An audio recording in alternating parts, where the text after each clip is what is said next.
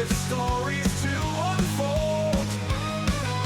Keep your eyes wide open and your soul won't grow cold. In the realm of the strange and the fantastical, lost in the dark, but it's light so magical. Hey up, it's Steve from the Old Yorkshire Geek, and I'm here to review Jurassic World Rebirth, which I saw last night, to be honest, I quite enjoyed it. But anyway, here's my review of it. Just to let you know, there'll be spoilers. I've written a review, so I'll be reading this. So if I sound a bit, stilted and all that stuff, it's because I'm reading. Anyway, off we go.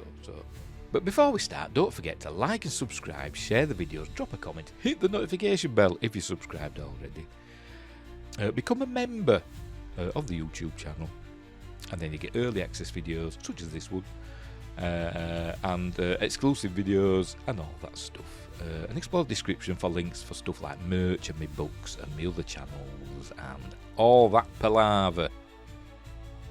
Jurassic World Rebirth is the 7th film based on the original 1990 novel from the late Michael Crichton, and while it's not as good in my opinion to the preceding 6 movies, it's still a fun monster romp in its own right. Scarlett Johansson and Mahershala Ali star in this movie, with Ali's Duncan Kincaid easily being the best character and Ali the best actor on the screen. Jonathan Bailey, Rupert Friend, Ed Skrein and a gaggle of others also play their parts, but the only characters I felt any empathy towards were those portrayed by Ali and to a lesser extent Manuel Garcia Rulfo, who plays the father of a family pulled into the adventure. Right, spoilers ahead as we delve into the story. The story, such as it is, tells us that years have passed since the events of Jurassic World Dominion, and the prehistoric creatures that were let loose upon the Earth have started dying out, except for those that have migrated to the equatorial regions, where the conditions are most similar to those of the Mesozoic era. Enter Rupert Friend's oily Martin Krebs, a representative for a giant pharmaceutical corporation. He hires Scarjo's Zora Bennett, who is a covert ops specialist or something, to lead a team to a former InGen facility on an island off the coast of French Guiana in South America. At the beginning of the film, we saw a disaster happen at the facility when a hybrid creature, the Distortus Rex, escapes and the base is abandoned, setting all the assets loose onto the uninhabited island. Krebs' plan is to recover tissue samples from 3 types of large creatures, a mosasaur, a titanosaur and a Quetzalcoatlus. These samples will allow his company to produce a medicine that will stave off heart disease for decades, apparently. Zora assembles her team, and along with Jonathan Bailey's paleontologist Dr. Henry Loomis, a student of Alan Grant, they set off on Duncan Kincaid's boat. Loomis has developed a system where they can fire a dart at the creature. I don't say dinosaurs, as both mosasaurs and Quetzalcoatluses weren't dinosaurs. Nerd alert. Can fire a dart at the creature, blood or whatever is extracted, and the canister then ejects hundreds of feet into the air and parachutes down for retrieval. More about that later. After fun and games chasing down the mosasaur, which is the same one we saw in Jurassic World and Jurassic World Fallen Kingdom, they acquire the sample after rescuing the Delgado family, whose sailing boat was capsized by the beast a little earlier. Unfortunately, they are attacked by a pack of Spinosaurs, and they, along with the mosasaur, cause the boat to be grounded on the island. As luck would have it, the group is now separated, with the Delgado family coming ashore together, while Zora's team, minus several members, come ashore some distance away.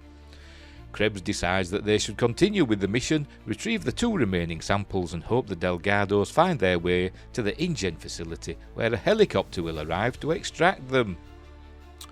The rest of the film sees the 2 groups make their way across the island, and encountering various beasties, we see a huge herd of titanosaurs, giant sauropods with whiplash tails, a cute aqualops, which is adopted by the Delgado's young daughter, Quetzalcoatlus, a giant pterosaur, which nests in an unexplained temple-like structure set in high cliffs, Mutodons, which are hybrids of raptors and pterosaurs and are probably the meanest of the creatures encountered, a Tyrannosaurus Rex which chases the family down some rapids as they use an inflatable raft in a scene inspired by a section of the original Jurassic Park novel, and the aforementioned Distortus Rex, a kaiju-like hybrid with 6 limbs and a bad disposition.